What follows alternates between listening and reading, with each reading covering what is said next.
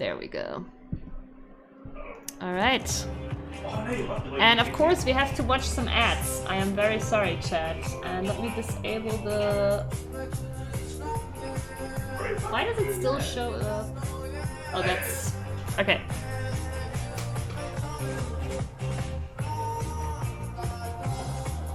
It's like watching someone... Besides, you know, that someone like, you know, cares for Nintendo Direct. Has ever seen. Wait, let me fix Cloudbot. It didn't run last time either. Take up the power of the Titans and bring obliteration. It's a bit loud, isn't it?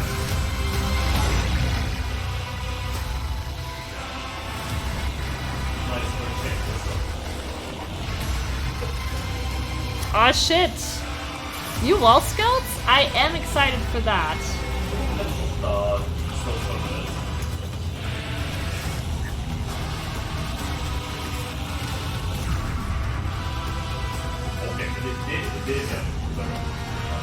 Cloudbot is turned on now. Pathfinder rework. That is an ascendancy. That's one of the classes you can play.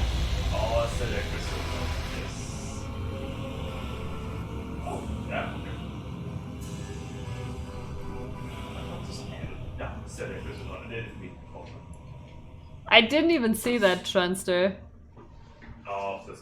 Oh, you added a new quote. Amazing. In Path of Exile Crucible, Okay. you'll learn about an ancient race of titans who once shaped the primordial surface of Request.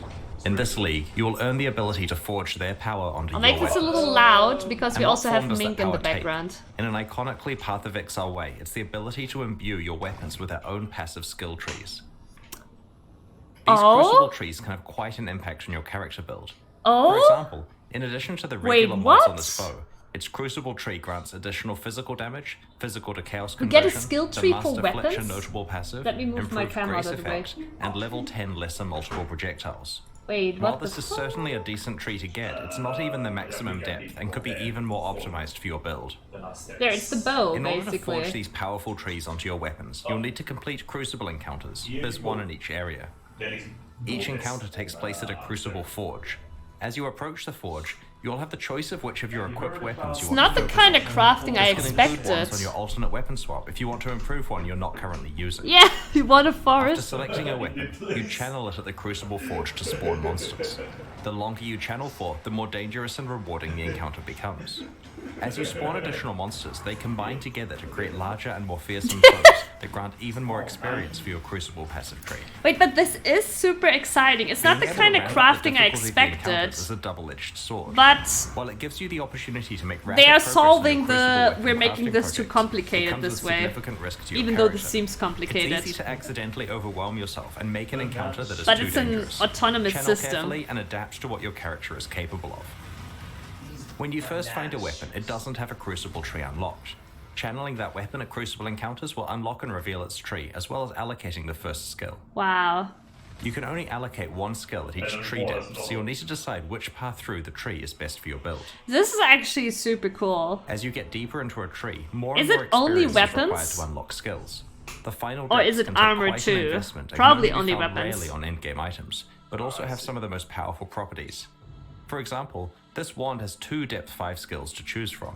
One of them allows all damage from your freezing pulse and Eye of Winter skills to poison, and the other allows various brands to be attached to your summoned Reaper. There are many such modifiers to These skills are that will enable actually very okay. interesting build It's not combinations. just stats, it's In addition to actual all types of weapons, transformative shields can also be skills. empowered with their own Crucible trees. Here's a relatively simple low-level example. It gets a bit crazier as you approach the endgame.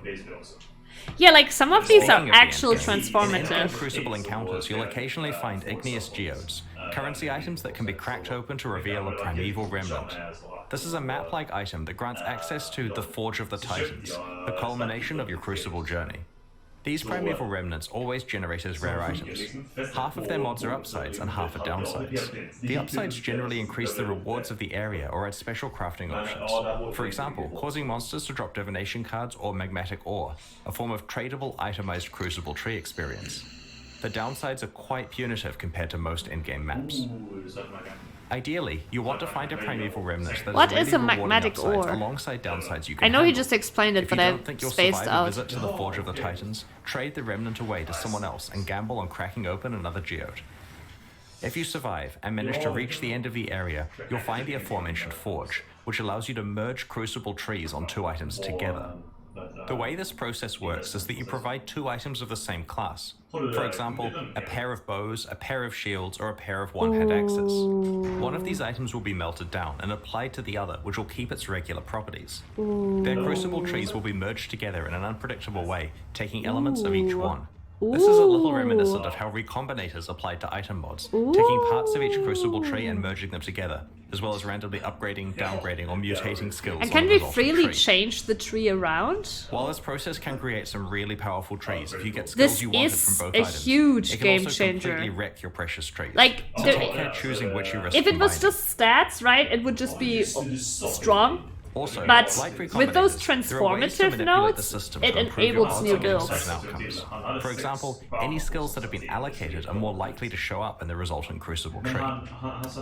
Okay, so you allocate what you want By to default, carry you can only over. add crucible trees to non-unique items. Oh, But okay. it's possible to get a mod on the Forge of the Titans map that allows you to imbue a unique item with a crucible tree, Oh. which can then be leveled up via regular Oh crucible my encounters. god. To combine crucible trees on unique items together, you'll want to find a crystalline geode and crack it open to reveal the secret higher level version of the Forge of the Titans. I probably shouldn't say too much about it, but it will let you do some interesting things with crucible trees. There's an important thing to note about crucible trees on unique weapons. In addition to being much harder to unlock, there's a special rule about how they can be combined. A unique weapon must be combined with another copy of the same unique weapon to merge their trees That does together. make sense. Because this destroys one copy, getting a good crucible tree on a unique weapon makes it insanely valuable. It may also raise the trade value of all unique weapons by quite a lot, Yeah. as players sacrifice them trying to create I love perfect this. crucible trees. Because since the harvest Occasionally, you'll change, find a crucible the passive skill tree with crafting a meta special felt skill a that bit indicates stale, that the right? item will sell to vendors for a specific And this item in opens up addition to its regular so sale price. much new These vendor avenue skills for usually occur experiments. relatively deeply in the tree, so take I'm some effort to especially allocate. excited Usually for don't the block sales really choices that make them level transformative the item nodes. for use. The presence of these skills presents you with an interesting choice about whether you want to use the item or sell it to a vendor. Okay, so it's an offense Spend your too. crucible Makes experience sense. either revealing new trees to hunt for good skills, leveling up items to use, or leveling up items to sell. Crucible also features its own unique items you can earn. For example, El Abin's Visage, a unique helmet, is special in that it's the only armor piece other than shields that can receive Crucible passive skill trees. Wearing it allows you to And it's double down not on bad. certain properties that are only Rarity, available it's not through these quantity, trees. unfortunately, There but are several other rarity. unique items exclusive to Crucible for you to discover in this league. Crucible is a dual combat crafting league with a focus on encounter difficulty scaling and deep weapon customization with a power level that we have never seen before. Without a doubt, Indeed. some of Path of Exile's This most looks powerful like weapons some will be crazy forged. shit is We can't possible. wait to see what you manage to create. Like all recent Path of Exile expansions, Crucible includes a lot of changes with the goal of improving Path of Exile's endgame. I don't know what Atlas gateways One are, area but we I want wanted to address changes. was mobility on the Mapping Atlas felt passive so tree. stale last You'll week. find yourself in a situation where you want to specialize in leagues that are on entirely different sides of the Atlas tree. As far as Or I maybe you know, want to this is focus on the type of pre-recorded, altar but that in isn't the near end there leagues is a you have live picked. Q&A To solve this, Path of Exile Crucible introduces Atlas where we meet gateways. our Lord These and are nodes Savior, that you Chris can allocate Wilson. on the Atlas tree that allow instant travel between 2 locations. There Oh, are 3 pairs of gateways, each allowing travel from the left side of the tree to the right side, or vice versa. Each oh. end of the gateway consumes 1 Atlas skill point to allocate, but will potentially save you large amounts of travel points. Oh, that's cool. That's nice. Didn't feel like it was really In needed. this expansion, we're We get a targeting lot of couple points endgame anyways. leagues that have fallen behind other leagues on the Atlas tree. Let's start with Breach. In the live version of Path of Exile, there are 5 tiers of Breach Stone. I think they take questions from the forums and from Twitter, Much higher baseline level. maybe also 81 from for their elemental own ones, live stream. 82 for physical, and 83 for chaos. Now that the regular breach tones are much higher level, we have retired charged, enriched, and pure breach tones. They will be converted to regular ones. We have also changed how flawless breach stones are acquired. Previously, you could only get them Yeah, from Maven only and from Breaches, invitation. but we prefer access to the hardest breach content to actually come from playing breach. Now there are 2 ways to get flawless breach stones. Okay. Through blessings, which are now rarer as a result, and through a skill on the Oh, Atlas so tree. you can now use a blessing to all the way. We've also improved the up, pacing okay. of breach encounters. Previously, breaches felt pretty good early on, but quickly tapered off in density to the point where you wanted to abandon the breach because it just felt like not enough monsters were spawning. Yeah, but there were notes to make it fast. Breaches feeling dense throughout, leaning more on the side of it feeling overwhelming towards the end of the breach. We have also reduced the duration of breaches so there is constant monster pressure and you can get on with your mapping sooner. There are a whole bunch of other breach changes that you can But there read was about in already the a patch note notes, to kind of have the that. research safe house, breach scarabs, breach stones from Kirik missions, the breach harvest crafting option, the fragment No, I stash did card, not. donation I cards, mean, breach unique items, I'm atlas sitting passives, here. and so on. We're also revamping Abyss in a similar way. Abyssal depths now always contain an Abyssal Lich. Oh. Previously, the prevailing gameplay was to check the loading screen art of an Abyssal Depths to see if it contained a Lich, and bail out if it didn't. Now, the depths always contain a Lich, removing the need for this step. While the rate of encountering Abyssal Liches is unchanged, Abyssal Depths are rarer than before. However, Abysses now have a chance to spawn a Stygian Spire in place of their reward chest, which will drop all of the jewels and other items you'd normally receive, as well as a Stygian Vice. Oh, that's nice. So In now addition, you can you're get guaranteed Stitch and to always Vice get a full overworld. whole Abyss alongside your Abyssal Depths. Previously, Abyssal Depths could only spawn immediately after a single Abyssal Hole, which prevented you from getting full value from the Abyss. The Lightless Legion notable passive has been replaced with a new skill which grants Stygian Spires in your maps drop items with +1 to item level. This is intended to allow players to continue to be able to obtain item level 86 Stygian Vices and other base types as a reward for specializing in Abyss. It is Small nice, passives though he leading up did to this say notable passive have also the been replaced. We've done a balanced pass on Abysses Abyssal will, Lich encounters the to make them underworld more will appear appropriately less difficult relative to often. the current standard of endgame encounters. Abyss uniques have had some balanced attention also, and the details are in the patch notes. Overall, these changes should ensure you can play a wider variety of leagues in the endgame, both through being able to access them more easily and because Breach and Abyss now feel far more modern and competitive with other popular league content. A big goal of the Crucible expansion is to provide a lot of new ways to build characters, and to breathe new life into older builds. To achieve this, we're doing two there he things. is! Firstly, we have created many more interesting options for one of Path of Our Exile's ARPG core build Lord and systems, Savior. the passive skill tree, by overhauling many of its masteries. Secondly, we have revamped two specific Ascendancy classes. As we reviewed the masteries on Path of Exile's bit passive lower skill here tree, in we value. realized that a lot of the choices were rather bland and could be a lot more exciting. We went through the masteries one by one and tried to come up with as many interesting stats as we could, ignoring what was currently there.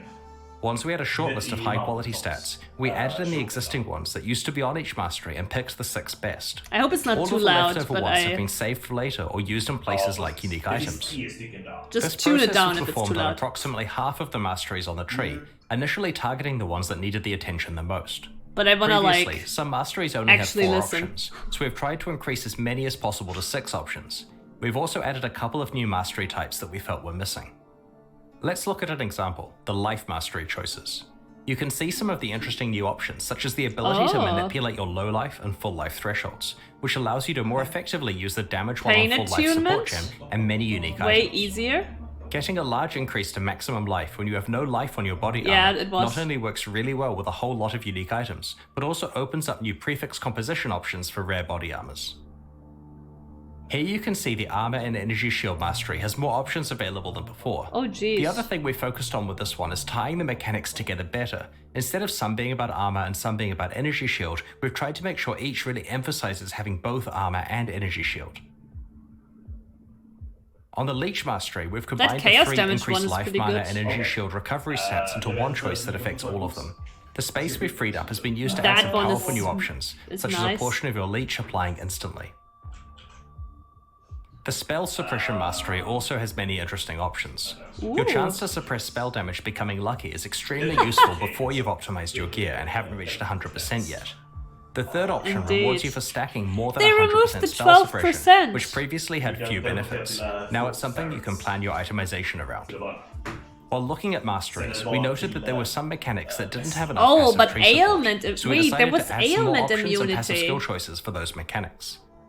We also wanted to grant more access to certain types of masteries in specific parts of the passive was skill ailment tree. immunity, For example, insane. in order to allow more access to the With attack suppression. mastery, we've added an attack But it's gonna be cluster even by the harder to Templar, cap one now between the Ranger for and Shadow. classes that are not on the right. We wanted to create more access to other forms of recovery, such as regen and recoup, so we've added some new passive skill clusters. Note that there is now a new mastery called Recovery. Oh. We've also added more capacity for investment in certain mechanics that we felt could be improved, such as link skills, stun mitigation, and marks. These mastery improvements and passive tree changes are just some of the ones introduced in Path of Exile Crucible. We look forward to I mean, to be feedback on the fair, rest when you check the out most passive used skill is tree next Assassin's week. Mark for crits. While going through Ascendancy classes, we identified two that needed work, the Saboteur and the Pathfinder. Both have been significantly changed in Path of Exile Crucible. These changes reinforce their respective identities while adding some new options to build around. The Saboteur is definitely the Ascendancy class most aligned with traps and mines, but the old version of the Saboteur made it difficult to play anything but traps or mines. True. The new version has more builds available, including a whole new specialization, triggers. Triggers? There are two notable passives that help with this. Ooh. Like Clockwork grants you the increased cooldown recovery rate stat, which is a pretty rare one. This is great for triggered spells as it indirectly increases their damage. This notable also makes your enemies have longer cooldowns, which can be useful in certain boss fights, for example causing the Maven's memory game to occur less often. The Perfect Crime notable passive summons two trigger bots, which override the location of where a triggered spell is being cast, and instead causes it to trigger twice, once from each of their locations. That is The very layout for the interesting. Saboteur's trap and mine ascendancy passives has changed, They- so that there aren't they separate did 4-pointers this for traps and mines. because Each they're one has a nerfing 2-pointer that is connected to the same seismic shared trap. 4-pointer. We have also completely reworked Bomb Specialist to be specifically tied to area damage, You so were it's a slightly more singing general skill. right after It both gives you some area damage I as said well as some they're defense nerfing against seismic incoming trap, area and you damage went ba against ba you. ba ba ba ba ba ba. Pathfinder has been overdue for some attention, especially with recent features such as concoction skills that she could get the ability to specialize in. We also wanted the flask-themed ascendancy to have a proactive way of improving life flask usage. True, Saga. Master Distiller allows you to turn Okay. most of your skills into concoction-like effects. Master Surgeon now effectively gives all of your life flasks the Enduring effect, previously only found on mana flasks. Finally, both of the major flask-themed branches now have some form of flask charge recovery. Oh, that's cool. There are other improvements to the Pathfinder ascendancy, such as Nature's Reprisal, now interacting I'm with Wither to surprised they improve all buffed forms of your chaos the damage, flask rather than ones, just because the attack flask ones. ones have always Check out been the full good. details in the patch notes that will be But now we posting get after the live stream. recovery in them as well. Path of Exile Crucible introduces 9 new Val skills. It's actually a good Last question. expansion, What there was an am I emphasis on watching melee on? Val skills. In Crucible, we're making sure that 1000 many other types of builds get new 1080p. skills to build around. Val skills let us introduce quite powerful effects that we couldn't normally give to a regular skill that can be used constantly. They also implicitly act as a buff to the underlying skill. Val Absolution upgrades one of your Sentinels of Absolution into an Apparition of Innocence. Oh my god. You can only have one apparition at once, but just check out these massive AoE skills it uses. That is huge. Absolution is a Val really Arctic good Armor skill instantly already. encases you in ice, I guess preventing minion non-instant players are actions, going including back to movement, Absolution but this granting league. massive damage reduction against hits. After a short duration, it also starts to regenerate your energy shield and mana at a fast rate. Both the damage reduction and regeneration last for a few seconds, or until you have been hit 3 times. It cannot be manually cancelled. Because the skill is instant, it's a great emergency button against dangerous boss slams. It also makes you count as being frozen, despite Arctic Armor normally making you freeze immune. Having another way to self-freeze may be of interest to a few mad scientist build creators in the community. That does Val sound actually Lightning pretty Arrow fires a interesting. barrage of piercing projectiles. I've only used that cause Arctic lightning to Armor like strike as nearby gap targets whenever they hit an closer enemy. early on. After a short before amount of time, fitting or bigger when they collide auras. with terrain, the arrows randomly change direction and continue flying. This occurs a number of times before the arrows expire. Each arrow can hit the same target once per redirect. Because the arrows travel for a set time before redirecting, rather than a set distance, projectile speed modifiers affect the distance traveled. High projectile speed lets you clear out huge areas with them, while reducing your projectile speed increases the chance of them hitting the same target multiple times. With very low projectile speed, the skill can hit a single target 20 plus times. Val Reap conjures a ring of scythes that deal damage to all enemies in a circular area. The scythes leave behind a pool of blood that deals heavy physical damage over time to enemies standing in it, and for a short duration after they leave it. Yeah. Val Reap instantly grants a Not the large Reap, number though. of the blood charges used by normal Reap on use, as well as temporarily higher maximum blood charge capacity, substantially Reap powering up is the used regular in version some of the builds skill. as a side skill. Path of Exile Crucible introduces 5 other Val skills we'll reveal over the next Like, week. not for clear, Val but Animate as Weapon, for Val single target, Domination, basically. Val Ice Shot, Val Rejuvenation Totem, and Val Firestorm. This Who expansion also actually uses introduces more than rejuvenation 10 new totem? unique items. There are 3 in particular I'd like to show you today. Ooh. Blood Price is a unique helmet that has a new effect, reserving enemy maximum life. This does exactly what it implies, causing nearby enemies to start at 92% maximum life. Wait, While that's this increases OP. your clear speed against all enemies, it's especially useful against bosses. Yeah, that's The OP. helmet's drawback is that it reduces your maximum life, but provides decent okay. life regeneration and block and stun recovery to counteract this. Maybe, yeah. Tainted Pact is an amulet that causes chaos damage over time to heal you while you're leeching life. While the amulet provides a decent amount of life leech itself, it'll certainly require a few tricks to unlock its full potential. That's interesting. But yeah, the helmet is Widow OP. Hail is a unique bow that is different Kinda. from any other bow in Path of Exile. As a weapon, Together it is with basically pulling, no base it's damage and doesn't 18% grant of any life. stats of its own, but it does dramatically increase the power of mods provided by your quiver. Needless to say, this could produce some pretty ridiculous outcomes with good rare or unique quivers. Maybe. We'll reveal It seems some of the a, new it uniques seems a over the little bit coming like a week. meme bow. But somebody This is will a make game mode something that we with released it. alongside the Sanctum expansion late last year. It's designed around extreme item scarcity and is challenging because you're constantly behind the item power curve. So far, it has found a very passionate audience of players who love how rewarding item drops feel in such an austere environment. We have some Look small at him, improvements to like- Ruthless and Path of Exile Crucible. Firstly, Eternal Orbs are back in Ruthless. These are an extremely powerful currency item that allows you to imprint an item and restore it if you're unhappy with the result of crafting. We disabled these game-wide 7 years ago because they were far too powerful when Yes. combined with all of the different crafting options Path of Exile offered at the time. Ruthless does not have the base game's crafting feature set, so we have enabled Eternal Orbs to drop in Ruthless, albeit extremely rarely. Ruthless now has its Wait, own set of challenges to complete. they're only in like the ones Ruthless, in early okay. Path of Exile, there were a total of 8, and they're very difficult. Okay, for Like a we've moment done I in the was like, I past, cannot we're hosting believe a what I'm boss kill seeing. event at the They're start of only the in Crucible Ruthless. Challenge League. It'll be They held are- in Ruthless I think Hardcore Solo Self-Found. they're and will not gonna require you be to in- kill in both the league, Uber I Searing think. Exarch and the Uber Eater of Worlds, making it by far the hardest event we have ever run. The first place winner will get to work with our design team to add a new unique item to Path of Exile. They'll also receive a transferable Ultra VIP ticket to ExileCon in July. If they aren't able to attend or already have a ticket, then they are Ultra allowed to sell this VIP. one as they see fit. Second and third place finishers will receive a transferable How many VIP tiers ticket of to ExileCon VIPs that can are also there? be sold at their discretion. If you'd like to enter the event, just create a character in Ruthless Hardcore Solo Self-Found on launch day. Best of luck to everyone.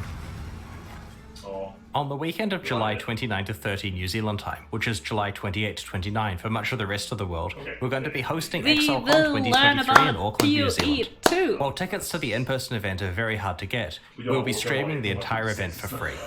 At ExileCon, we'll reveal our latest updates on Path of Exile 2, Yes. Path of Exile Mobile, and the next Path of Exile 1 expansion. Make a note in your calendar, tell your friends, and True, don't miss Saga. it.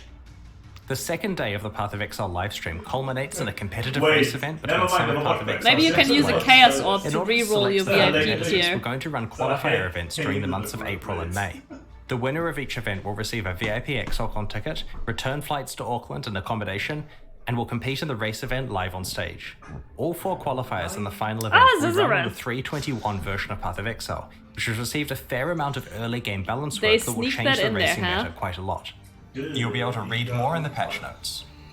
Once 3.21 releases next week, you'll be able to solve the new meta. They didn't practice mention hard, the compete in the qualifier seismic events, trap and hopefully win your place on nerf, stage but they did in tease July. it. There surely Alongside is Path of one. Exile Crucible, we're introducing a few new types of microtransactions. An example I wanted to describe today is that of mannequins. These are hideout decorations that you can place to show off sets of microtransactions you have Ah, assembled. glam. You can equip them with your spare micros and pose them in various ways. It's also possible to swap your entire outfit with a mannequin's one, which lets you easily store micro sets to be retrieved later. Other new microtransactions coming up include wrapping paper, which lets you gift wrap items to hand to other players, What do you or even mean? drop Who in would town have for guessed random people that? to pick up. Because we've been having PoE Today tournaments we're launching forever, 2 right? new series of supporter packs, the Lithomancer and Enchanter packs. You think, like, Each looking tier contains back- the pack's full face value and points, alongside several exclusive microtransactions. That actually would become These packs competitive. are only available for the duration of the Crucible League, Yeah, and will that's leave the true. store forever when it Who ends. would have thought, yeah. As always, the microtransactions in these packs are But purely then again, cosmetic and do not affect your I'll character's tune it power down a or little now progression because in any way. I'm talking. The Lithomancer series of supporter but packs then contains again, 6 exclusive microtransactions. Diablo 3 was still competitive. The Tunnel Bear isn't Initially. just a draw. He will also take the place of the Crawler in Delves, Like, lighting AR their surroundings like- and laying down cables. Diablo 3 was supposed Apparently, to be this is what happens when that your game bear that gets into stayed a kilo of competitive, sulfite. but it was just the Might initial explain what word happened race. to Nico. Hey! The Ring Right. of the Demon Slayer attempts to exorcise rare and unique demons when you hit them. The souls of defeated demons are banished to the depths. To below. one, like, I kinda agree, Osago, but at the same time, you know, Diablo 3 did have that world race that was The highly ancient stones of anticipated Lithomancer's armor set crumbles and had a when you huge take damage, following revealing the crimson core for, inside. you know, The stone Inferno. reforms if you haven't taken damage recently. Nightmare? A Nightmares, sip right? from the ancestral granite flask causes a Kurui ancestor to appear and surround you in protective wards. Jag tänker inte bara fram tills vi dödar den här bossen kanske. The ancestral portal encases you in molten armor when you travel through. And PoE has just grown into something so The summoned massive. Kurui ancestor rallies you to battle and honestly seems to have an unhealthy obsession with combat. Go forth and conquer. Yeah, it does. Ever want to practice running away from volatiles? The gunpowder What I foot personally attachment like, strips it's explosives super to your goofy, legs, but they dispersing added this lit gunpowder glam behind that you. when I Be trade to careful, you people, can I only don't have outrun it, for but so some long others before do, it right? catches up. When we complete the trade, above our heads come like these two fists The that go Enchanted like Pack series also ching, has 6 you know, like a exclusive bro microtransactions. fist. I don't know, The it's super Parrot of goofy, Exile but I pet love that one. parrots Your exile. So We'll cute. just let it speak for itself. Wrong to do that here. I might get that one someday. I don't have it, but other people have it, so I see it from time to time. Drinking from the bottled storm they jade trade with flask me. encases you in a surging tornado, churning up the ground in your wake. If you Wait, stand perfectly this is still, still while wearing glam, the right? enchanted Yeah, armor it's set, glam. it will attract butterflies to flutter around you. Be careful not to disturb them. Be careful. Sick of not to high-fiving step on. giant purple appendages? The Ritualist's Breach Ring visually transforms breaches you find into Oh. occult summoning circles. The Enchanter's crafting bench replaces the normal crafting bench in your hideout with a suite of tools fit for a master artisan. The various crafting stations burst into life as you use them. If it could do that If you've ever crazy wanted to stuff. remind your character who's really in charge, the Puppeteer's back attachment has you covered. It truly is the sinister presence pulling the strings. These new Okay. packs are That available was kinda right funny. now at pathofexile.com/purchase. Purchases like these directly fund the ongoing development of Path of Exile 1 and 2. Meanwhile, the Forge and Gemling packs leave the store forever at the launch of the Crucible League, Oh, so now's your shit. last chance to purchase them. Thank you for your continued support. We're about to start the Yeah, the Q&A with Puppeteer hand Ziggy is D. a After fun that, we'll post the meta full one. patch notes for Path of Exile Crucible. As we approach release next week, our community team will post Crucible's challenges, information on how to update your item folders, more skill gem details, and information on how to prepare for Crucible's launch. Yeah, I guess they're not On revealing release here weekend, what we the expect to seismic launch the new nerf mystery is. box and this We'll see season's in the current patch Season notes. Pass, which can be purchased with points and has a new free track available. Thanks for joining the stream today and checking out Path of Exile Crucible. We can't wait to forge some powerful weapons with you next week. Q&A will start shortly, so please get your questions ready. Might sound boring, but usually the Q&A is actually really good. Because, as I said, like Chris Wilson, he doesn't just like give like, you know, marketing answer. He does go into detail with some things, reveal some more stuff. It's really cool. Usually they take a little bit though to go over into Q&A. Ja, det finns ju en bonfire där inne om du vill plocka upp den. Men det är lite mysigt. Det är lite cringe. Nightmare on Elm Street. Wait, that is, I think. Oh, yeah, they're called differently in German, but I know which movies you mean. Yeah. Oh my god. Vi såg inte honom komma in. I don't actually know how long they take a break before it goes over to. Oh, okay, absolutely a second. Look at the numbers. Guys, Crazy. Crazy. I think the PoE reveal has now higher numbers than Overwatch League. And that's not surprising. Yes. It's... wait. Ja. Har du den nu då, eller? Ja, nice.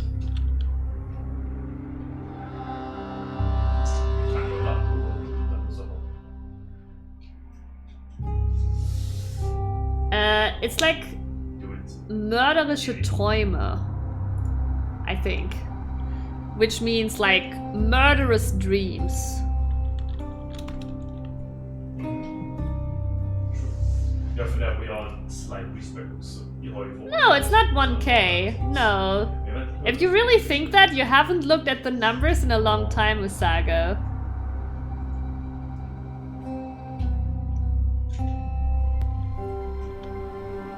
Yeah, the German title actually does make somewhat sense.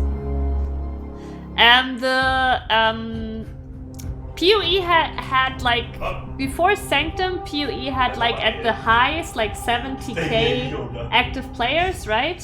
Which was not their high, they had gone down, right? But in Sanctum it actually went up to 120k active players. And even now at the end of League, they still had like 30k active players. Yeah. Like the viewer numbers are actually not that far away from the actual player numbers. It's quite cool. Which is funny because I lost out. Yeah, yeah, Prince. Oh my God, as an see, adult, look you're at not that. really hyped for Christmas anymore. As an adult, we're hyped for game reveals instead. Exactly. No jokes shall be safe. I have no clue how long they're gonna wait with the Q&A. I know sometimes it's like, I don't know, I hope not, but I think sometimes it can go like up to like 30 minutes or something. But we will wait patiently.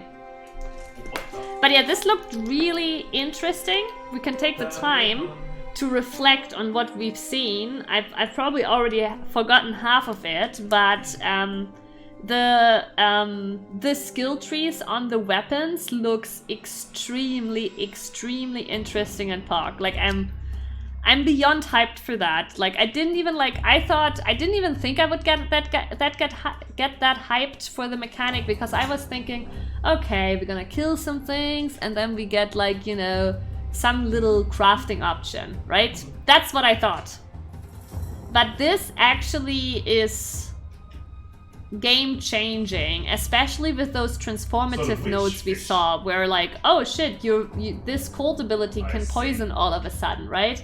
That means you actually make skill trees that create new builds, which is amazing.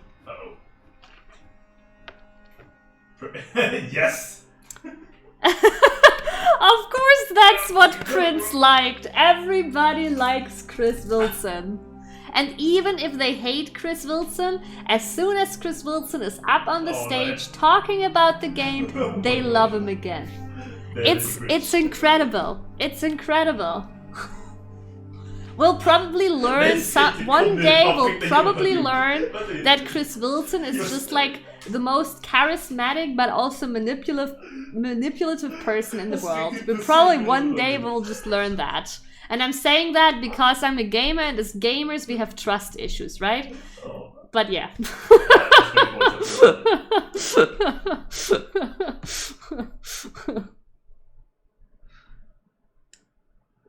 Yeah, I know, Prince. If you're not playing the game, a lot of the things they talk in the reveal about doesn't make sense. Yeah. The difference though is like, I always knew that Elon Musk is kind of, you know, I don't know.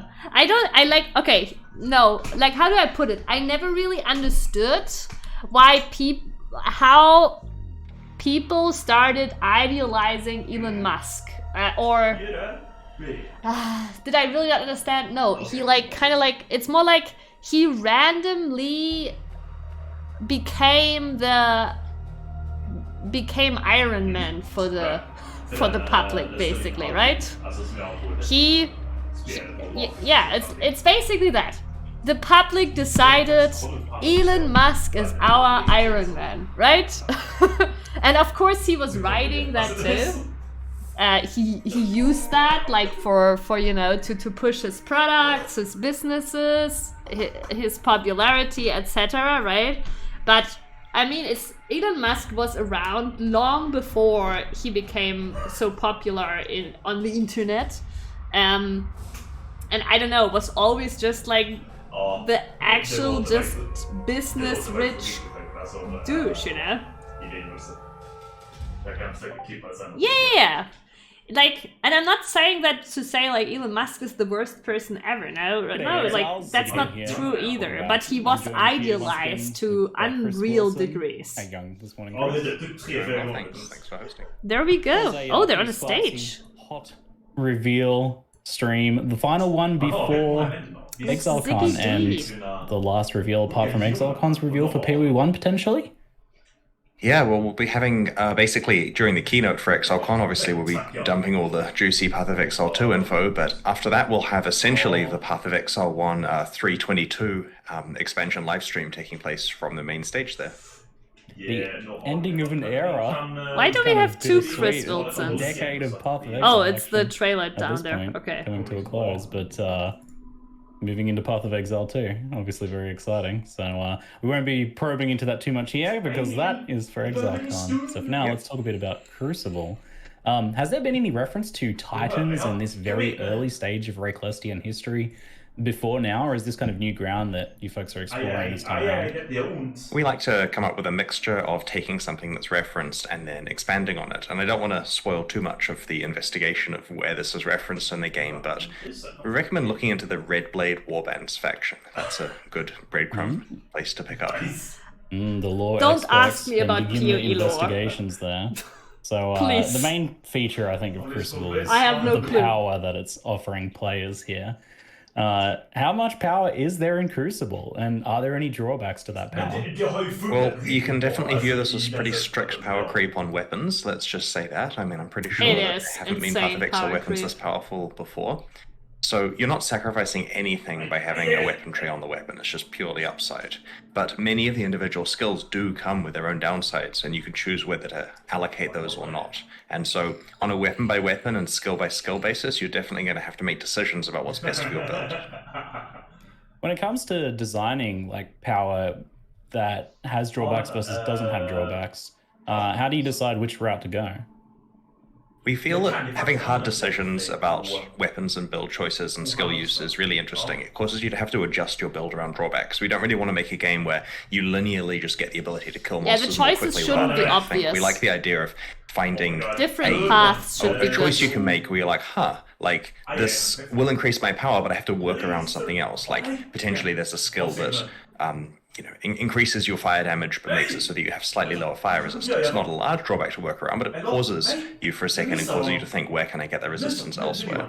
Now, I want to emphasize, many of the skills here Isn't don't have Shaper drawbacks. This isn't like, say, Scourge, Xana's where Steady? there's a corresponding drawback to Or every is single Elder one. It's just the Xana's case Steady? that the powerful ones, One of them is we've Xana's put Steady. drawbacks on them so that there's a decision that you have to make. And it's typically the ones near the end of the trees that have the drawbacks, so they don't really block your choices very much early on.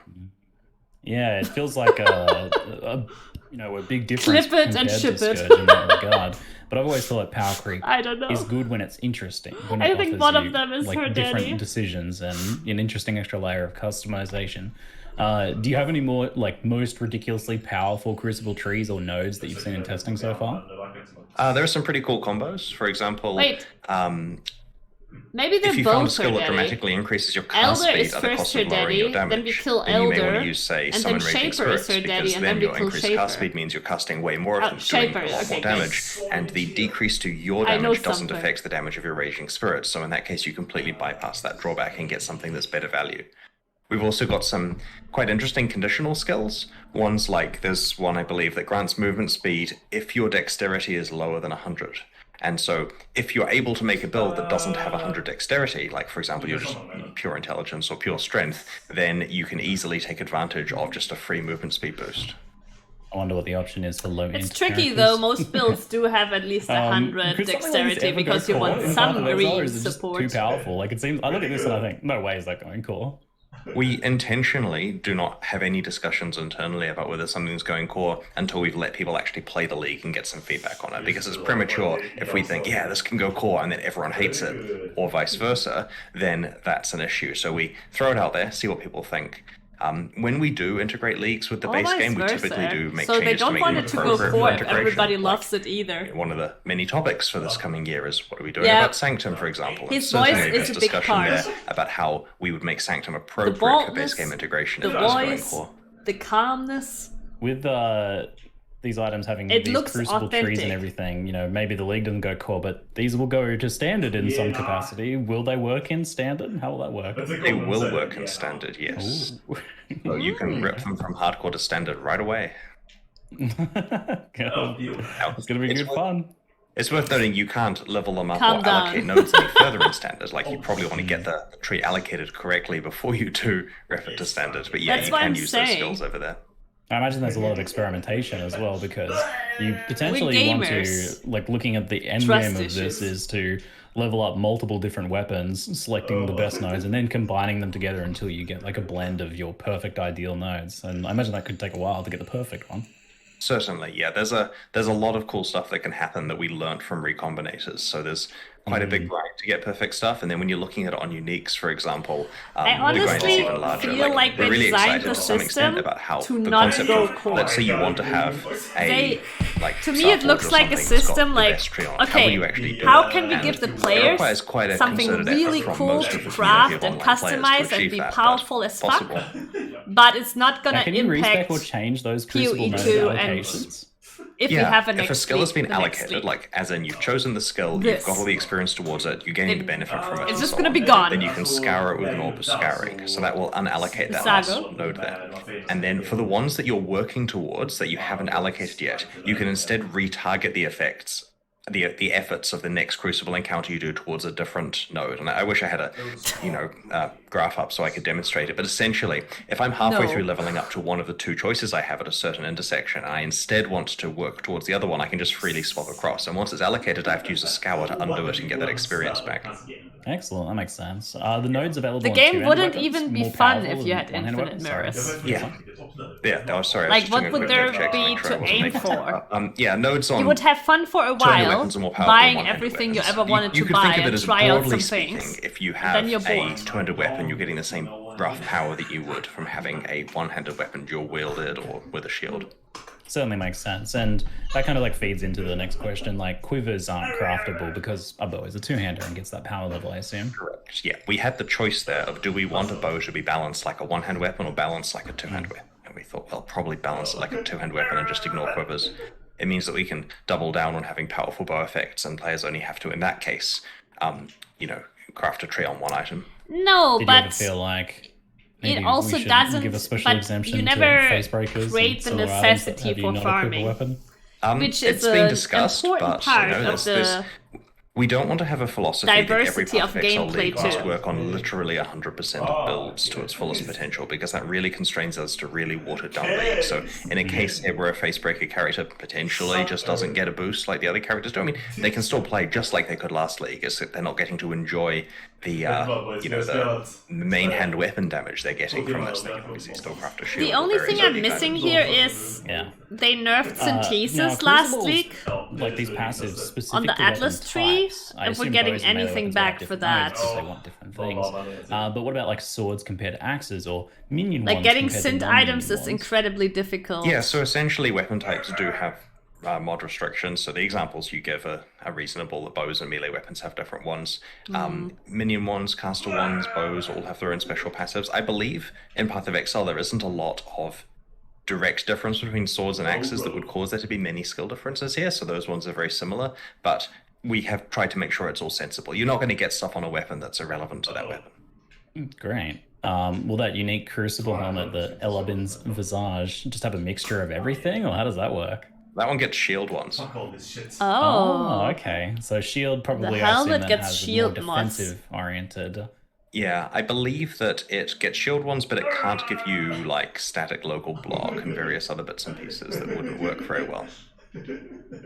Now, on unique items, once you add a Crucible tree to a unique item in the Primeval Remnant map, can you progress the tree and unlock nodes in regular Crucible content? That makes me Or do you wonder, have to keep doing can the map? Synthesis items... You can unlock nodes the regular way. So Do they basically, get doing that map, if Crucible you get trees the too? mod on it that enables you to put a Crucible tree on a unique, and I should add that's a moderately common mod, but certainly requires you to get lucky and get it, then you've kind of unlocked the ability for that unique to then I don't know have a if tree this, that's but installable. I'll just put At that it in point, here. you can then just go back to regular content and your regular endgame maps and level it up. It's only when you need to get a second copy of that unique. The question is never going to be added, but maybe somebody in chat answers the Primeval it. Remnant maps.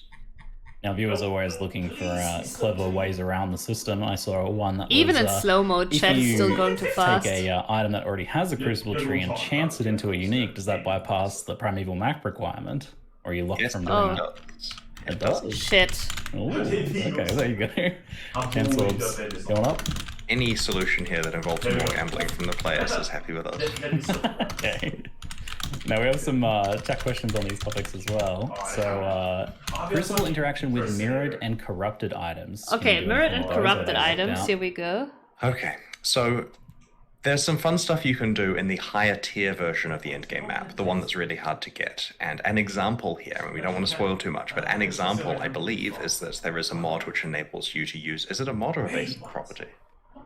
A mod on the map item. Right, a mod on the map item that enables you to interact with corrupted items, for example. And so there are exceptions that you can bypass. I still believe you cannot do anything with mirrored items, right? No, but if you mirror an item that copies the tree. Yeah, so mirroring an item does copy the tree, but once you've got the item mirrored, it's unmodifiable. Okay, so mirroring Okay, will does you, keep this the is a question, I tree, think, for, but the tree cannot be Ruthless. changed Will you be able anymore. to imprint Crucible trees? Yes, I don't see why not. Alright, cool. Oh, that's cool. Will Dancing Dervish benefit from the passive tree while the item is disabled? This is kind of feeds into questions like about energy blades and things like that as well, where you've got weird contextual changes in how a weapon is used and classified. We certainly have bugs related to putting energy blades in the Crucible. That was a fun time. Yeah, that was- Always. that was pretty- Always. Energy blades doesn't work. I'm not sure about it. We'll have to look into it. I mean, I'm certain the QA team have gone through everything love and fixed that. it all, but that wasn't percolated Somebody up to needs me. to But we'll clip make that sure the face. sensible outcome applies. Talking now about I trade was a so bit, anime, how would I trading know. items with Crucible trees work? Will you be able to search for nodes on the trade site? We are trying to get that functionality, but it's worth noting the way that this works is the trade site is put together by one of our staff members who's very busy, and he only gets the copy Yeah. of the league to go and do the trade site stuff That was like such a good yesterday kind of emote. situation. So he has a week to get Crucible support working, and so we're working on it. It's difficult in this case. We normally can easily within a week sort out any itemization stuff that came from a league, and in this case it's quite complicated as you can imagine. So we have no promises there, but yeah, of course we wanted to work on the trade side.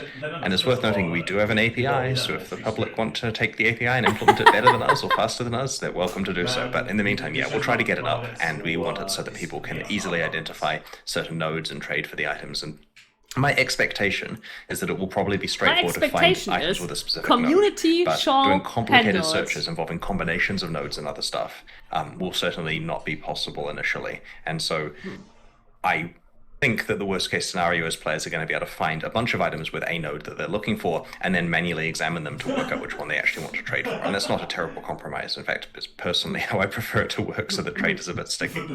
I know. The poor developer, though, I imagine this is quite the nightmare on the web dev front. But, I mean, they're pulling on our strings here, right? With like, oh, oh, one developer on now, the trade magnetic side. ore was something that was kind of just Bro, subtly they're referenced in developing there. It was said to be a PoE way of having have some tradable, developers. atomized Crucible tree experiences. They have expanded their team. Hilarious comment.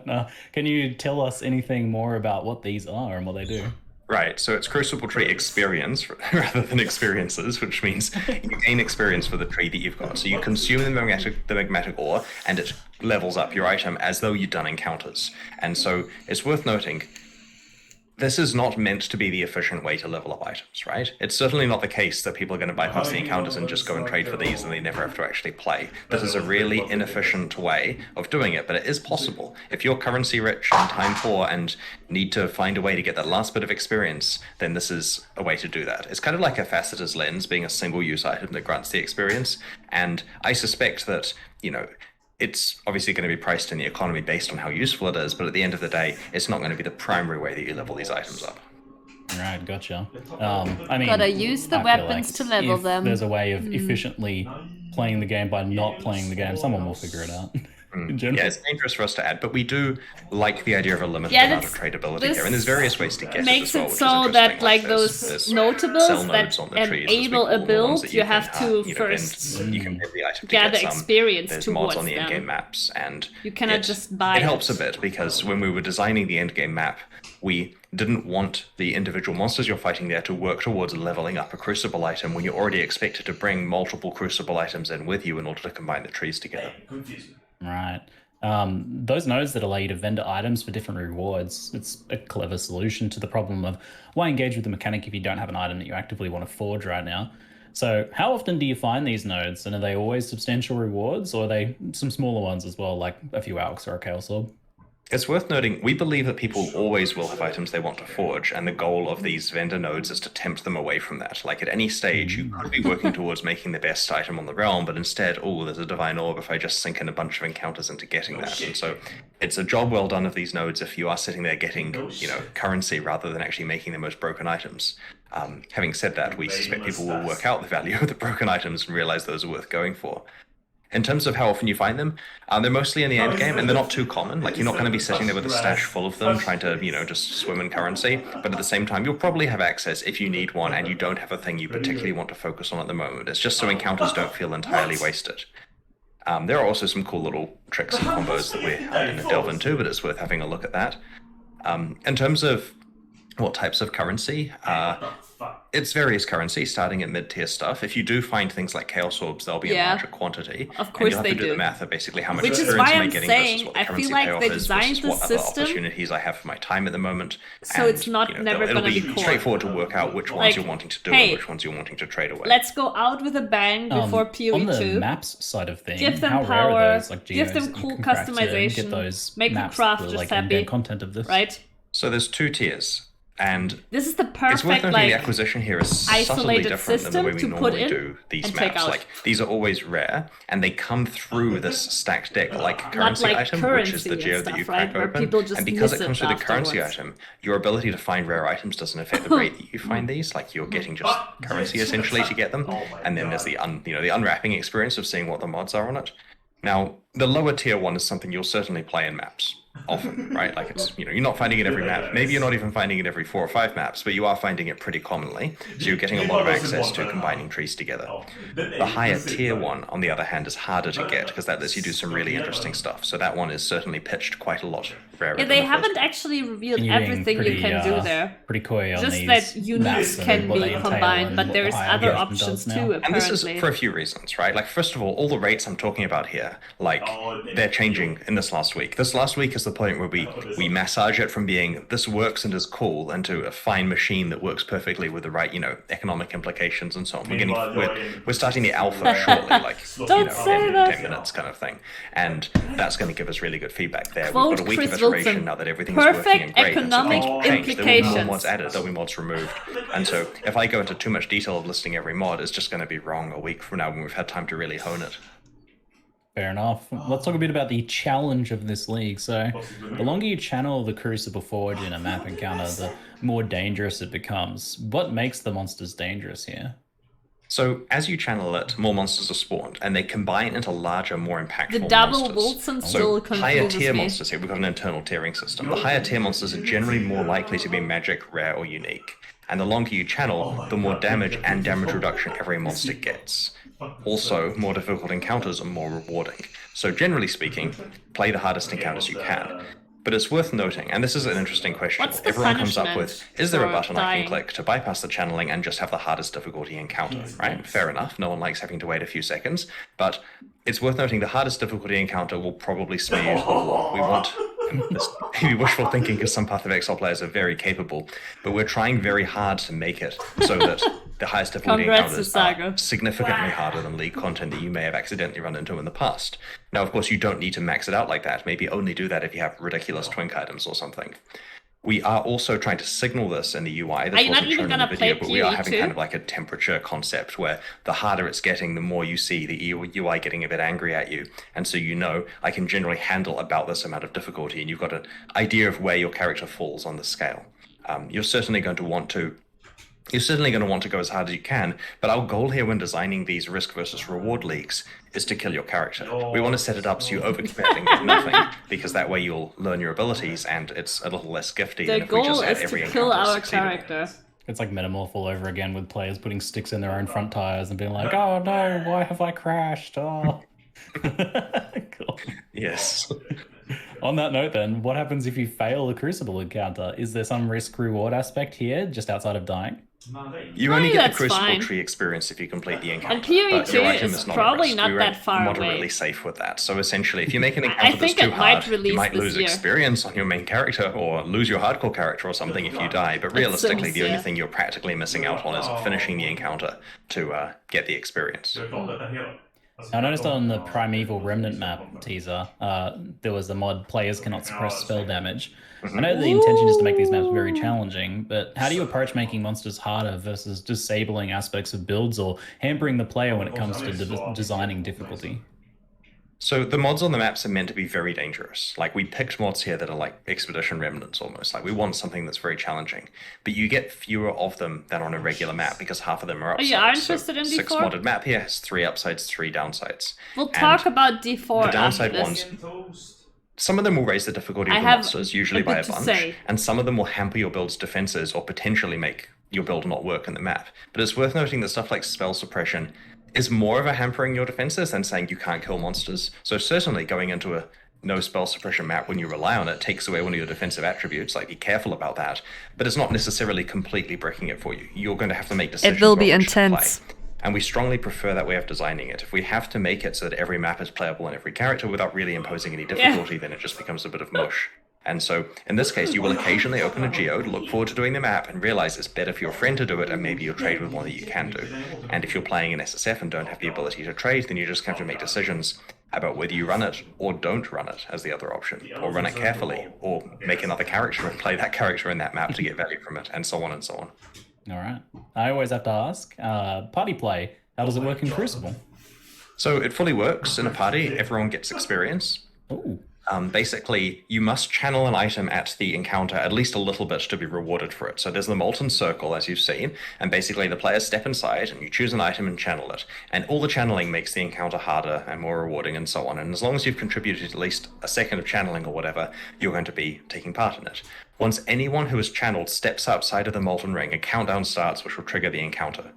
And it's worth noting that throughout maps, that means you can fully engage with these without any problem or loss. Like, sure, maybe, some annoying party member will make the encounter way too hard for everyone, but they have the ability to do that elsewhere in the game too.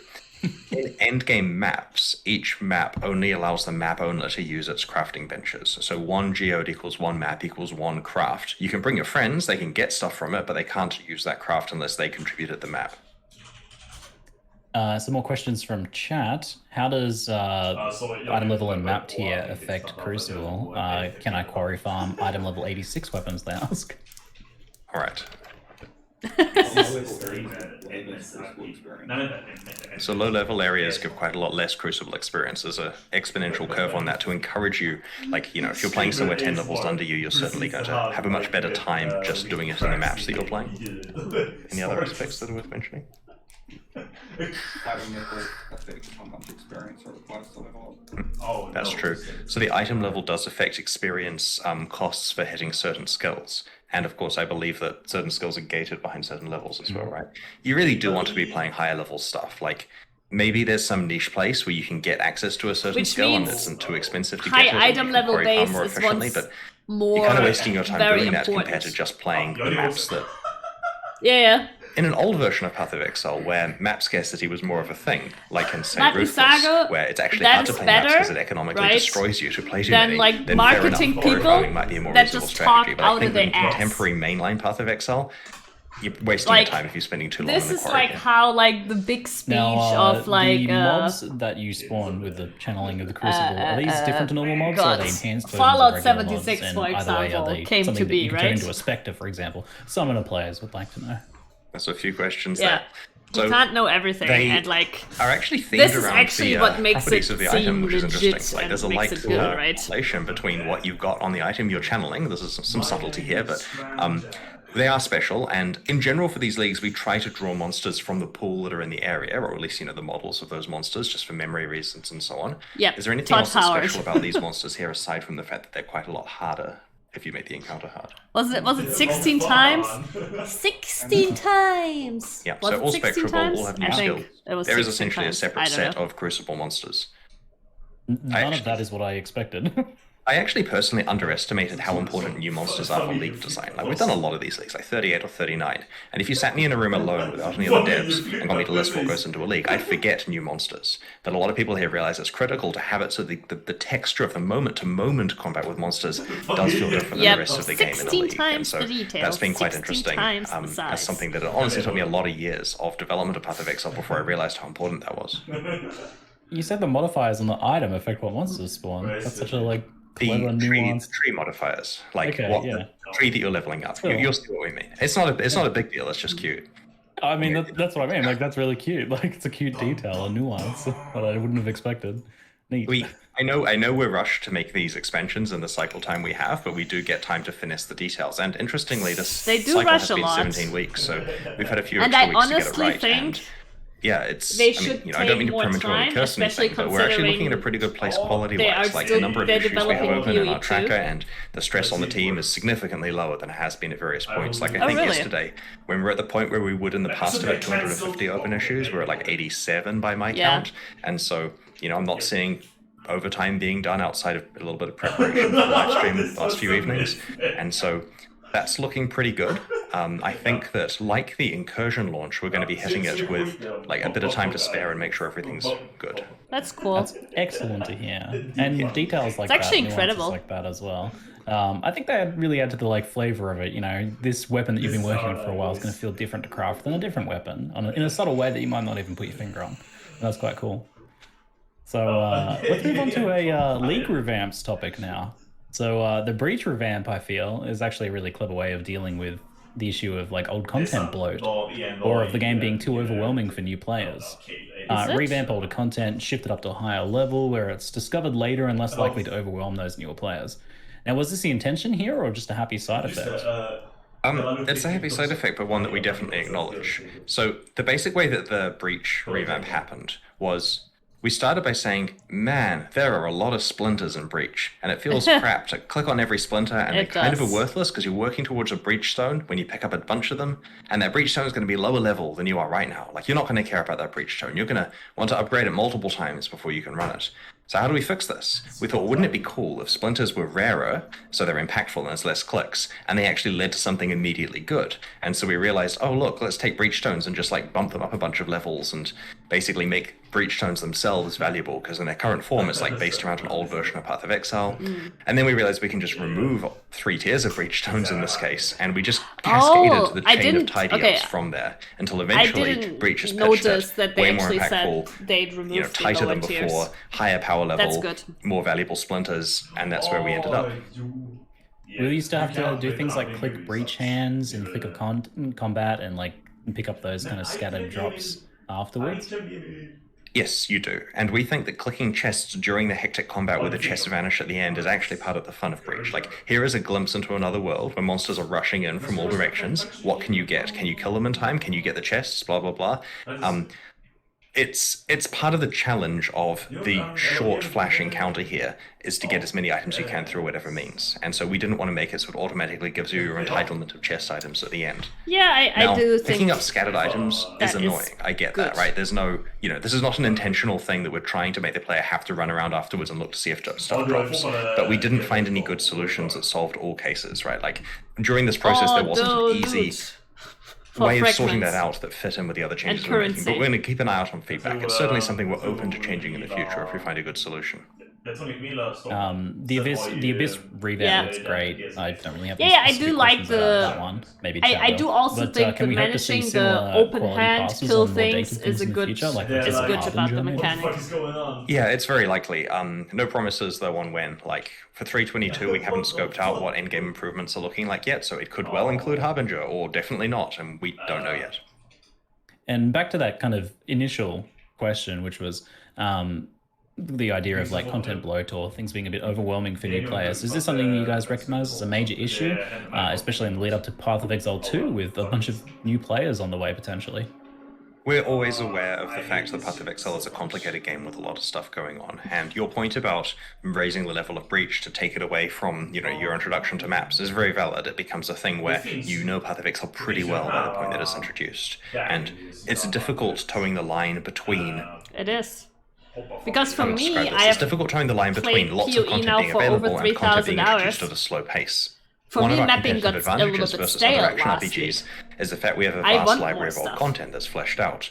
But on the other hand, that can be a problem because for new players, when they have to understand boring. 20 complicated systems or 50 complicated systems, it's sometimes easier to play other games that require less learning. So we're trying to make sure that many of these do actually feel pretty optional, and you get them, it's no problem for them to learn how Breach works several weeks into playing, potentially. A bunch of people are also asking if there's any news on Ultimatum. We have mentioned in the past that we have a plan for Ultimatum. People that plan really is want still Ultimatum happening, but not back. part of 321. Fair enough. I'll just check every time until. Yeah. It's Maybe coming it'll up be announced at every ExileCon. expansion. The question is there. Okay. Is Ritual being looked at for improvement? It got hit pretty bad due to the removal of +1 monster level watchstones. This is a question from chat. It hasn't been discussed yet, but as I mentioned, we haven't worked out the next set of endgame improvements, so fair enough. It'll be on the list to look at. Is there any plans to change Blight Atlas Tree notables? Half of them are there to guarantee Blight events when there's already Sextants and Scarabs? We actually did a pretty deep look at Blight on the Atlas Tree a few months ago, and there Yeah, were some they did just inconsistencies we change wanted it. to tidy up. Again, I can't promise that's in scope for 322, but yeah, it certainly is something that we probably need to evaluate. Alright. Talking a bit about now masteries and ascendancies, is there's some pretty big announcements there. One in particular that really impressed me was the life mastery that gives 15% life if your body armor has no life on it. It kind of feels like a game changer in some Yeah, ways. that's Body armor has always really had really strong. fierce competition, and whether something has life or not is a big part of the evaluation there. So I really like this design overall, but we do have some unique items that have 5 to 10% increased life, and I imagine that might feel like a bit of a bummer if you want to use one of those. Well, in that case, you save yourself a passive point, and you get to, go pick a different mastery, and there are some powerful ones to pick instead. We're not intending to go and remove life off those because of the presence of the mastery. That would feel pretty mandatory. That'd be such a funny way to solve that Yes. Find that no life. Now this consolation style we'll just design remove life that, from makes up items. for a shortfall Done. feels like kind of new ground here, and Happy? it might have some potential use cases in other areas. Like for example, the idea of 20% increased movement speed if your boots don't have movement speed. Is this something you'd consider expanding out in other areas? It's currently just on the life mastery. I mean, we've got other interesting new designs on the other masteries, of course, and it is a possibility for later, but we want to be careful with this one because, in the boots case, for example, I worry that soon you'd pick, the masteries that make your gear good, and then it doesn't really matter what your items are. There as is long actually as you, for the love of Diablo God, 4 don't roll that example movement for speed or this. life. I will also talk about. And that's kind of against most of how people are trained to create items in Path of Exile. So we're experimenting with body armors, with life, but other things follow normal rules for a while. Yeah, it is. It does seem kind of like an experimental thing because you're right. It could go the other way to what you want, where it's warping perceptions of items in unpleasant ways potentially. So interesting. I'll be keen to see how this one goes then. A lot of the other masteries look really impactful as well. I was pretty surprised to see instant leech after that being such an issue in the past, for example. A lot of people have been hoping for a meta shakeup in terms of changing skills specifically, but here we're getting a bunch of new Val skills obviously have an impact, and then all these masteries and passive changes and stuff like that. Now, what factors kind of go into deciding whether you want to rebalance a skill or the other things like gear and passives around a build, rather? So, regarding the meta shakeup, we could at any point go and pick a bunch of skills and alter their damage values and so on, and we've done that in the past, and it hasn't really been as impactful as we wanted. Often what will happen if we buff things that are underused is people don't immediately notice, and Yeah. then a while later someone stumbles It across it, and takes that doesn't immediately time cause till the feeling of players a pick new up the meta new that people skills. wanted. You know, it feels They like the still same meta want to even go in this for stuff what they haven't know found. works, and And so then we they wanted to try in this experiment. case, And leaving then the with skills the alone for the most next part. I mean, there's league, skill balance. You'll they read it in try the it patch out. notes in a little while. As a starter. But for the most part, a lot of the changes come from the fact that broadly, many of the masteries have been changed. 2 specific ascendancies have been changed. You've got a lot of new Val skills for many, many different builds. And the masteries in particular have a big impact here because they're right in your face when you're doing your tree planning. You certainly see all of these interesting new ways of building. Like an example is, let's look at stun for a second, right? Previously, everything to do with stun in the game was about how do I make it happen less and how do I have it affect my character less, You right? still Shorter stuns, tend less to, frequent. because you only have a There's week, stun stuff right? now, which So you still encourages go you to with, get stunned you know if you what want to build works that way. There's a passive first, that gives you adrenaline. and then you experiment. For like 2 seconds per 100 milliseconds of stun. I mean, not is that right? always. Yeah. I have So if you can find a way of having experimented 350 milliseconds of stun some inflicted on you leagues every 7 seconds, right away, but then you've got adrenaline permanently. And sure, that may not most even be a good people build, but it's a build will you only could do. experiment And later. so we're trying with these masteries to cause people to completely rethink how they interact with these mechanics. To answer your question, though, about how what factors decide whether we like we got a lot of physical melee buffs. We haven't done a Passover mastery also since they took were a first league released, till and so they weren't what we it would call became like really modernized. popular, And so like Bone before we Shatter go and and just stuff. tweak numbers on a skill, we want to make sure that the supporting systems have physical been melee modernized. buffs. Like the breach thing, for example, which isn't a meta change, that had been a while before it had been modernized, and so it's sitting there just kind of out of whack with the rest of the game. It's not worth running until now. And so we wanted to make sure the masteries were really good scaffolding for builds before we went to tweak individual numbers. Very cool. I wanted to deep dive a little bit into the design theory behind Saboteur. So I was pretty initially skeptical of the idea of like adding nodes that aren't about traps or mines, the core identity there. But those trigger bots look pretty awesome. Kind of changed my mind a little bit. They're quite unique. How do you go about making sure that the rest of an ascendancy feels up to the task and has some choices for players to make? So, for example, you've got like Perfect Crime, the bots, and Like Clockwork, the cooldowns. Both are really great. And then you've got some other more contextual nodes in Explosives at Work, Expert, and Bomb Specialist. Those are like limited to crit or cold AoE builds, for example. But they're still potentially usable. But then everything else is traps and mines, that core identity. There's like such a big divide between the two playstyles there that there's not really an overlap in the nodes. So you potentially run into an issue where when you do something like this, you have no real choices to make because all of them you've only got the choices that make sense for the build and the others are completely irrelevant. So that feels like a potentially a little bit one-dimensional for Path of Exile. So kind of how do you get to this point? There's been a lot of iteration of a Saboteur, including recently. Like, we had a version in the live stream that we're ready to prepare, we're confident in, and we're good to go. And there was enough internal kind of, it might be perceived as a nerf going on. Zana is gone. And Get changed over further, it. made sure that it was, we were much more comfortable with it, added more... did we add entire nodes to it? Or we literally added a node to it to make sure that there was more choice and that it worked better. Refilmed the sections of the live stream, got me back in the recording studio to do the voiceover of that, and updated the live stream at the last minute. I personally don't think it's that big of a deal with ascendancies. Because we have so much variety in the skill tree and skill gems, etc. Also, and most importantly, but I can see it a little for Saboteur. Traps and mines. Our goal here is that if the word trap or mine but some comes up in other the build ascendancies guide, are quite versatile. 100% have an association with Saboteur. There are trap and mine builds with other ascendancies now. Like with Necromancer, how if you want to use minions, it's possible to come up with minion builds that are on a different ascendancy. And so the Saboteur is the obvious place to go for easy access to trap and mine power, as well as like trigger stuff, right? It's the first point of call, but it certainly isn't the final point of call for people who want to do some really wacky stuff. Yeah, and that kind of like raises a good counterpoint, which is like, while there might not be a bunch of different choices for trigger builds in Saboteur besides the ones laid out, you have all of the other classes to decide. So picking Saboteur in the first place is that choice. So yes. Fun new playstyles added. The trigger bots are pretty OP. They look awesome. So cool. Does the new passive reworks to the two classes affect Ascendant at all? Did we change the Ascendant? Yes, we did. Yep. That's cool. I didn't know that. Good work. Yes, we have. Good job, background. I know, Zaga. I want to look at that now. Do you folks plan on changing passives around the tree? I'm or a just lover the of masteries that are Denial changing? as well. Yeah, there are passives that have Denial changed around the appreciator. tree. right? Yeah, there's new clusters, and I mean the patch notes, which will be posted as soon as we stop talking, have all the details. But it was mentioned in the live stream too, just in passing. You know, like how I mentioned early game balance Denial changes, and then enjoy everyone it. comes to me and says, "Why are you not talking about the early game balance changes on the live stream?" Yeah, Sure. there was life recovery clusters. There was a few new clusters scattered around to increase access to masteries, and there was +1 projectiles. Oh, really? That was pretty spicy. Oh, shit. Okay. Here's a question about Denial Sab. If enjoy Sabo trigger bots trigger your spells on them, how do those trigger bots cost mana to trigger? Like, do those spells cost mana? Like regular triggering, right? Yeah, it's just like regular triggering. The difference is there are 2 trigger bots, they run at the enemies like you'd expect, it triggers from both of them, and instead of just purely doubling your damage and moving it onto the enemies, there is this minor damage penalty so that it's not quite, you know, literally double damage, but still obviously is a big boost. All right.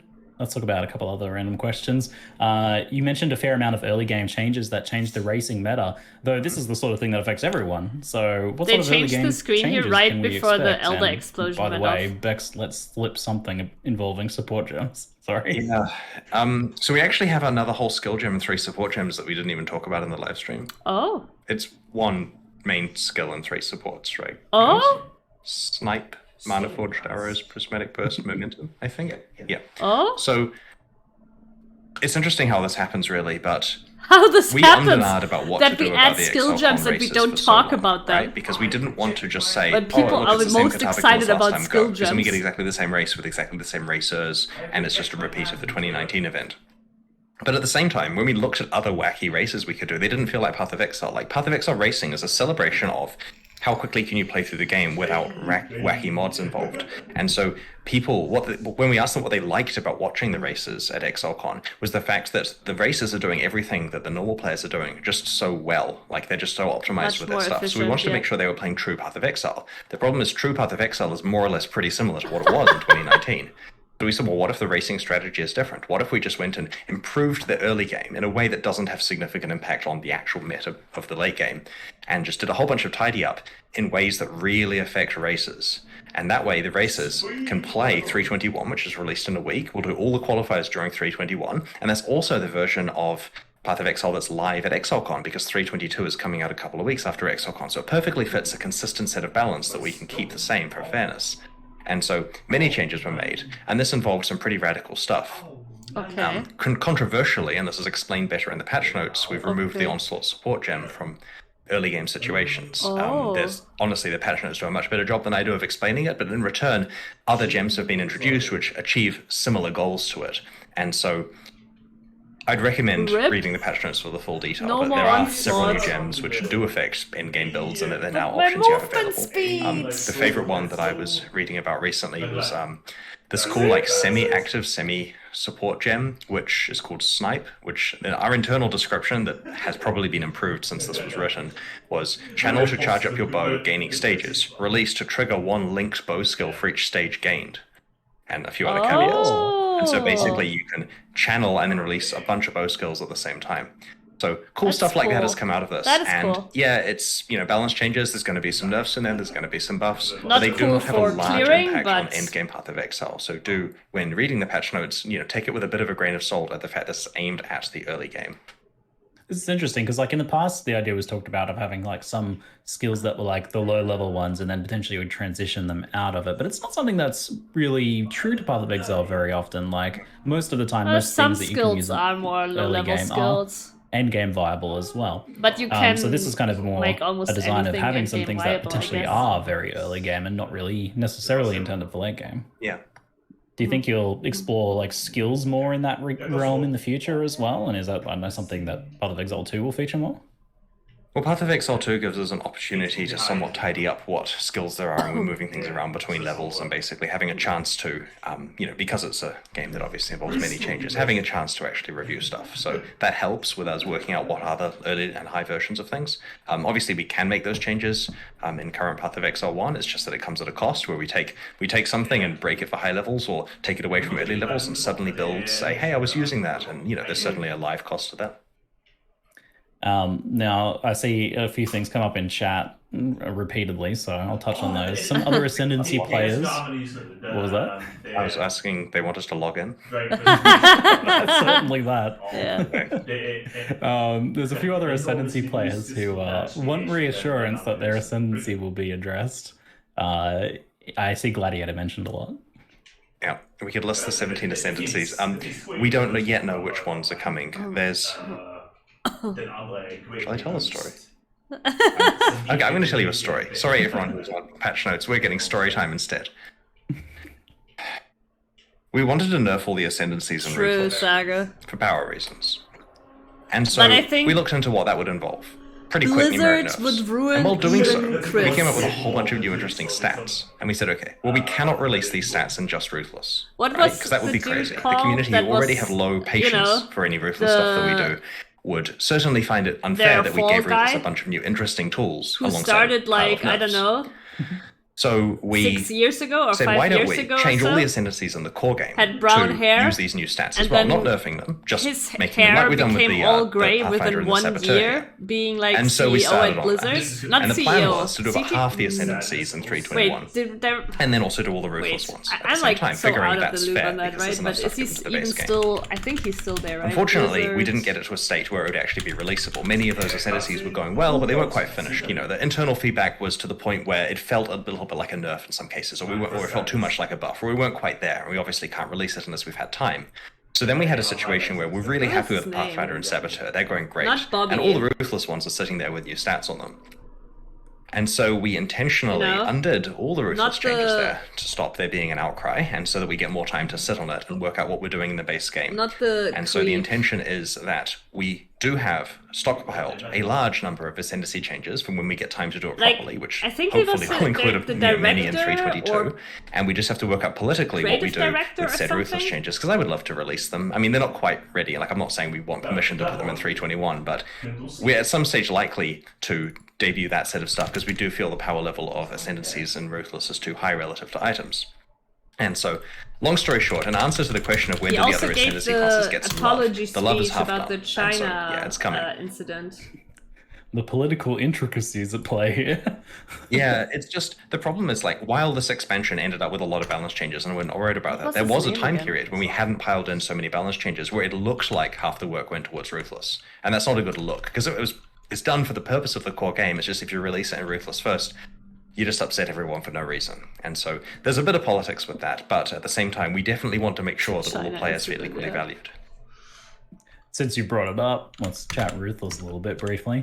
Will it have its own unique cosmetic rewards now that it's getting challenges? And if so, how many?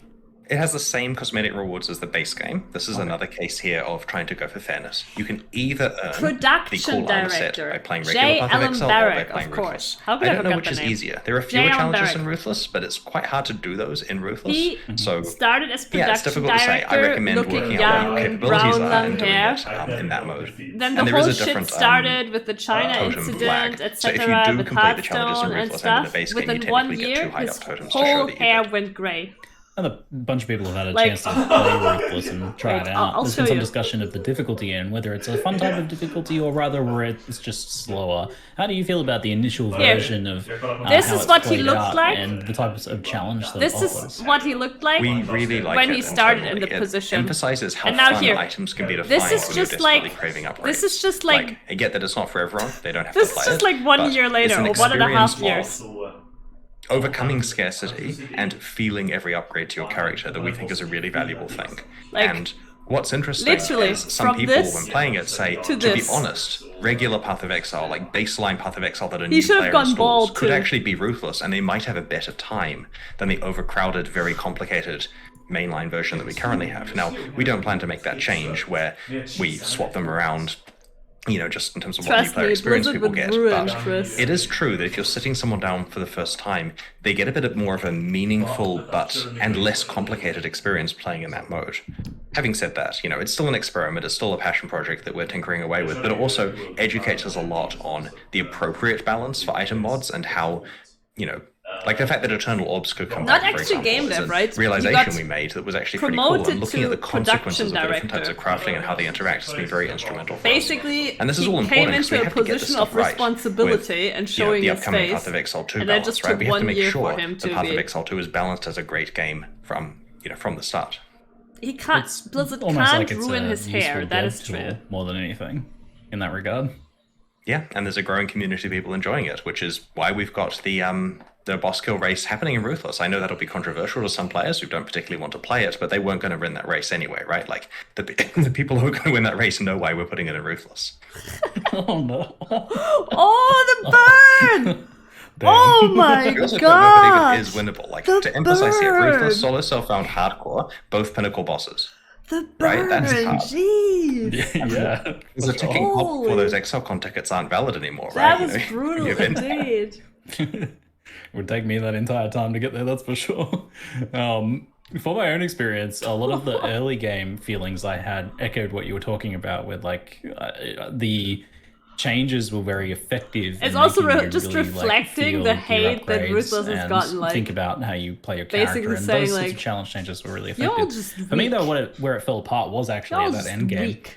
where the scarcity, the economy, and the map drops were so slow that even when I felt ready, I couldn't really progress in endgame at what I felt like it was a reasonable pace. Even dedicating the entirety of my currency supply towards maps, I was still kind of blanking and dropping back down to Actually, not that low many light tier reactions. maps. Shots And, fired. Holy. I've seen plenty of people break through this course. It's Based, certainly possible, got but him. it is slow, and it bears mentioning, I think. How do you feel about like the end game progression there? So we've made some adjustments to this in 321, but we don't want to overshoot the mark. Like, we don't want to just dramatically swing something in a way that makes maps sustain too easy. It is intentional that maintaining the highest maps requires significant economic sacrifice in Ruthless, which, as you say, some people can break through, but it's essentially the case that you almost have to just pay, a very high price to be playing red maps repeatedly, and that's in the right direction for Ruthless, and we do want it to be a little more accessible than it currently is. So I'm hoping the changes in 321 do help a bit there, but we'll keep nudging it. We just don't want to accidentally get it to the point where everyone's got expectations of sitting in red maps like they do in the base game. All right, so potentially some smaller changes there, fine-tuning things out. The Atlas tree is different in Ruthless. Chat wants to know if we'll be getting gateways there. Yeah, as well. I'm not sure. Some realized. Cool. I think Very some, nice. maybe. We have a random eclectic mix of chat questions now, so I'm just gonna jump straight into these. I have not seen what they are yet, so let's have a go. A lucky dip.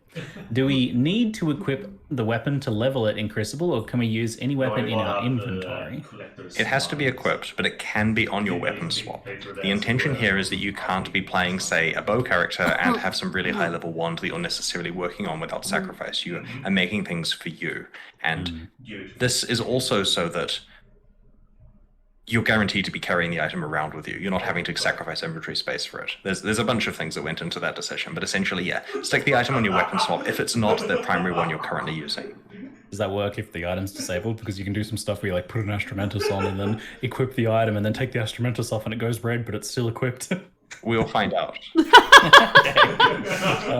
Now, chat's Yeah, just because that doing the works for classic gem Q&A leveling. thing where they're spamming For gem melee leveling, you question can mark, just like there's a question there. temporarily. You do know that fulfill questions the involve a few more words than that requirement. usually, but maybe that's enough for you to work off. Melee?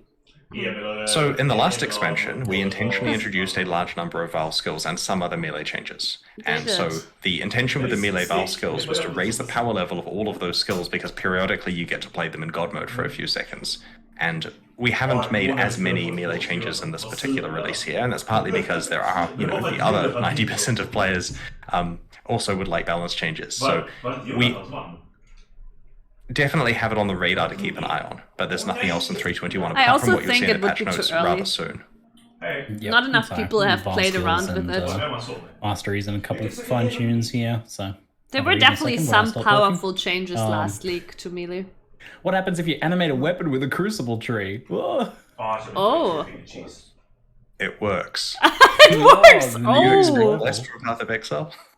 Oh! No, I expected it to work actually. Yeah, Oh, shit. I'm impressed because I imagine there's some complicated things there, but I shouldn't Yeah. have done a dev check there. I should It have works. eye contact with the camera. It works. That And then was- quickly, That was they with... scurry Yeah. to make it work. Even things that like I could allocate hear it passives, does that through. work? Like I 'Cause they don't didn't have need to passive see the program. dev's face. I could hear Sorry, it. those don't The work. There's the it ones works. that make sense for it to work. And I've will worked work, 48 but I don't hours on think- it. Oh, like Master Fletcher, for Like example, right? I could hear it. It should work. Yes, Like, it works. at the end of the day, right? Animated guardians and animated weapons are just like entities sure, that get Cyber, sure. stats, right? Like if you give an animated weapon +1 arrows or something, it's gonna fire +1 arrows, like a monster would, like the player would. Yeah, but you're giving it a passive that then gives the +1 arrows. That implies they have a passive tree. Does that imply they have a soul? Oh, it's technically that we're not giving it the passive, we're giving it the stat and we're calling it the passive. But we're Okay. getting into like internals Oh here. my god. Maybe we are giving. Anyway, we're fine. It'll work. Do animate guardians have souls? It will work, but will there be bugs? Maybe. Oh my god. That raises ethical questions. Some players. Oh god, okay. Jojo posted almost. Does things like pack size affect Crucible? I assume map modifiers will in general, right? So here's an interesting one. The items that are shown in the live stream do include pack size on those the rare maps there, and that doesn't affect the. So Yeah, so in the in-game area, pack size doesn't exist. In regular maps, pack size does influence the value of the monsters. right, okay, yep. So the bit I was getting at was more of a side point, which is that pack size doesn't exist on the end game maps that the Crucible specific ones. Ah, yeah. The pictures on the live stream do show it. That's because we hadn't removed it at that stage, and this is because it had no way of really juicing up the size of the encounters you're finding there. So we went with quantum rarity instead. With regard to the base game, if you get pack size on your maps, it will increase the value of the Crucible monsters and their encounters. So it is beneficial to have it. Oh. Once upon a time, GG entertained the idea of permanent skin transfers, destroying an item to create a permanent NTX. Is there any word on this, or has it been abandoned as unfeasible? It's hard, and we haven't done it yet, but it's certainly something that we don't have philosophical problems with. Okay. All right, chat. You been spamming anything else? I'm gonna go log in soon. Yeah, log in. Is that the spam? Play some Crucible. Still typing melee. Says it vouch, but Any changes planned for expedition gear? What's next with Ward? I'm unaware of any changes planned for expedition gear at the moment. I mean, I'll at try this stage, again. it's pretty much a matter of they can read the patch notes in a couple of minutes, and that will answer. And Control F Ward, right? Hashtag And otherwise, keep posting feedback about what stuff you'd like to see changes to, But I and we'll look think into it for they're the upcoming ending right expansions. now. Perfect. Well, let's make that 1 minute. People want to know if fishing rods will have Crucible trees, Chris. Fishing. I'm not going to answer that. I'm going to let them work it out, right? Perfect. Yeah, Alright, some Chris. teasers. Chris. It wasn't Oh, you're welcome. It's been mentioned. great. As always. Thanks so much. All right. See you fun folks later. I was hoping that some teasers would be mentioned, but hey. Feels bad. But hey, that was very exciting. That was really cool.